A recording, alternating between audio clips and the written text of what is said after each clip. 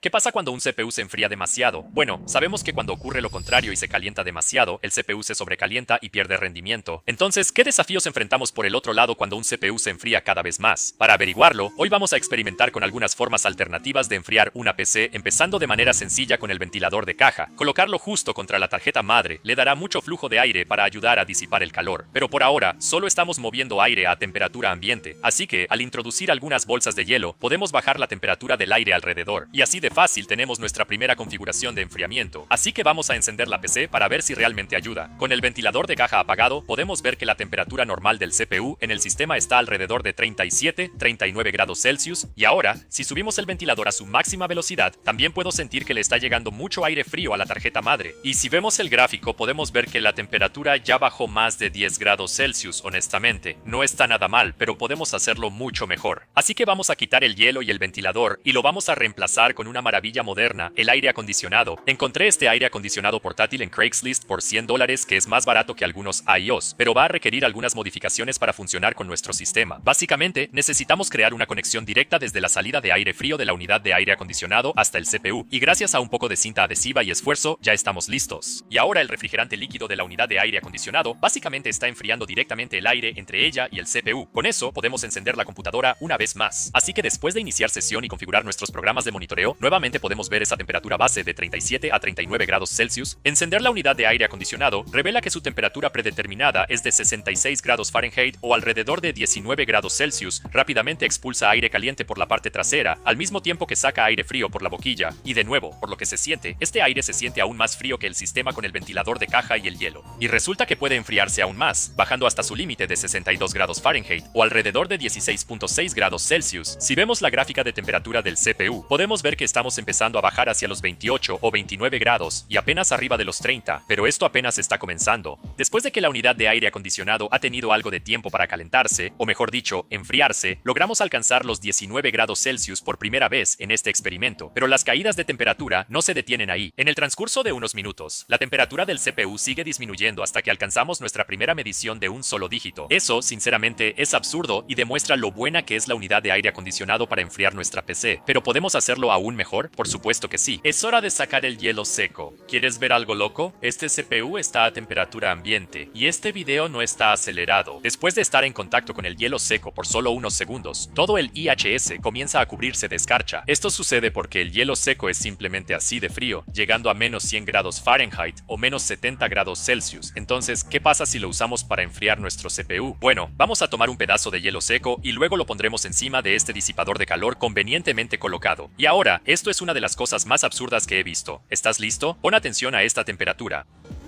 Así es, baja a 0 grados Celsius, 0 grados, y bajaría aún más, pero la herramienta de medición simplemente no marca menos de 0. Y recuerda, esto se está enfriando de manera pasiva con el hielo seco. No hay ningún ventilador moviendo aire aquí, es solo el hielo seco. Es razonable suponer que el CPU está alcanzando temperaturas entre menos 60 y menos 70 grados Celsius, y a estas temperaturas empiezan a aparecer los primeros signos de problemas. Ahora, regresando a nuestro experimento del CPU con hielo seco, si observas de cerca el disipador y la tarjeta madre alrededor, podrías notar que empiezan a formarse pequeñas gotas de líquido. Podrías pensar que esto se debe a que el hielo seco se está derritiendo y convirtiendo en líquido, pero lo interesante del hielo seco es que se evapora cuando se calienta, no se convierte en líquido en absoluto. Así que estas gotas vienen de otro lugar completamente diferente, y el culpable es la condensación. Lo mismo sucede cuando pones un vaso de agua fría sobre la mesa en un día caluroso de verano. Notarás que la parte exterior del vaso se humedece debido a la diferencia de temperatura entre el aire frío del interior y el aire más cálido del exterior. Cuando el aire se enfría a una temperatura por debajo de su punto de rocío, su capacidad de retener humedad se reduce, lo que provoca que el vapor de agua en el aire se convierta en líquido. Así que estas gotas en nuestra computadora no son hielo seco derretido, sino en realidad solo H2O, que como sabrás, no se lleva bien con la electrónica debido a su gran capacidad para conducir electricidad y causar cortocircuitos eléctricos. Así que la condensación representa un problema serio cuando un CPU se enfría demasiado. Pero, ¿cuáles son algunas formas de evitar esto? La respuesta, sorprendentemente, probablemente se encuentre en el botiquín de tu baño.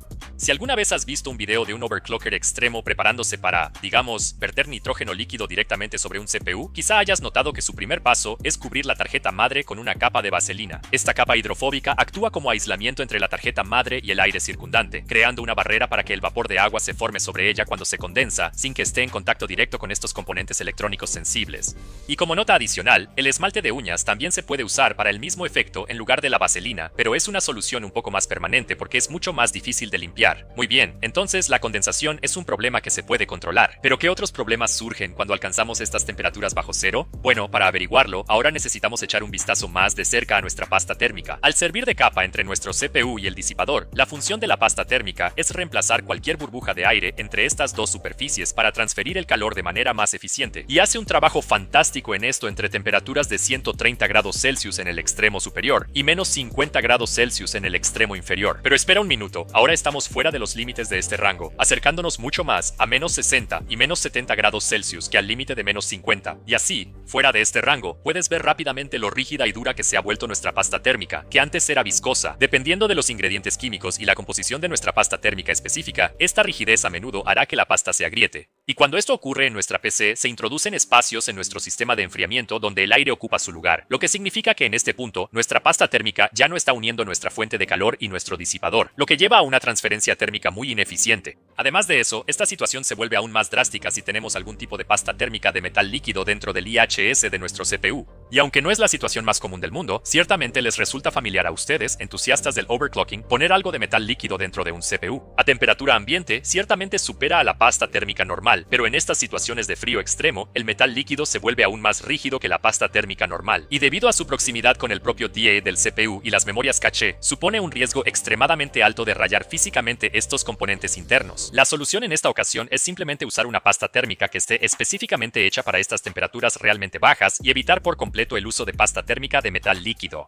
Muy bien, ahora que hemos sorteado la amenaza tanto de la condensación como de que nuestra pasta térmica se agriete a estas temperaturas de alrededor de 60 a 70 grados Celsius bajo cero, es momento de bajar aún más la temperatura, y me refiero a mucho más frío. Para hacerlo, necesitamos salir de nuestro estudio y encontrar un laboratorio criogénico. A medida que la temperatura de un CPU baja cada vez más, llegando a los 200 y tantos grados Celsius bajo cero, de hecho podemos entrar en una forma completamente nueva de computación, específicamente el mundo de la computación cuántica. La computación cuántica requiere CPUs cuánticos, y dentro de estos procesadores cuánticos, incluso cantidades minúsculas de calor pueden causar errores en el almacenamiento de los qubits, que son esencialmente los bloques fundamentales de una PC cuántica. Por esta razón, necesitamos mantener un CPU cuántico a temperaturas más frías que el propio espacio, lo cual es asombroso, pero si el hielo seco solo puede llevarnos a unos 70 grados Celsius bajo cero, ¿cómo demonios podemos llegar a temperaturas casi 4 veces más frías que esa? Bueno, un método que actualmente están usando los investigadores es un sistema de refrigeración por dilución sin criógenos que tiene varias etapas de mecanismos de enfriamiento, pero que principalmente depende de la evaporación de isótopos de helio como refrigerante. Esto permite enfriar el espacio a fracciones de grado por encima de la temperatura teórica más fría posible, que también se conoce como cero absoluto. Y para dar contexto, es alrededor de menos 273 grados Celsius. Dicho esto, hay un método alternativo de enfriamiento que se está explorando para reemplazar estos grandes cuartos refrigerados. Y este nuevo método ha demostrado permitir tipos similares de enfriamiento extremo mientras mantiene el resto de la habitación a temperatura normal, y la solución no es otra que los láseres. Así es, esta es la tecnología de punta del enfriamiento por láser. Al dirigir longitudes de onda específicas de luz a nivel microscópico sobre moléculas individuales que componen un objeto, el enfriamiento por láser puede añadir cantidad de movimiento en la dirección opuesta a la que estas moléculas se están moviendo actualmente, lo que, en efecto, ralentiza todo y reduce enormemente la temperatura de todo el sistema. Honestamente, se siente como si fuera sacado de una película de ciencia ficción o algo así, pero en realidad funciona, lo cual es increíble. Ahora, actualmente, este método tiene limitaciones para enfriar superficies grandes, así que para enfriar toda la superficie de, digamos, un CPU, podría requerir algo de tiempo. Pero dicho eso, si esta tecnología puede escalar hasta el punto en que puedas instalarla dentro de tu propia PC, bueno, en ese momento, tu CPU estará muy cerca de convertirse en un superconductor. A estas temperaturas increíblemente bajas, acercándose al cero absoluto, tu procesador podría conducir electricidad sin ninguna resistencia, lo que también llevaría a que no se generara calor en absoluto.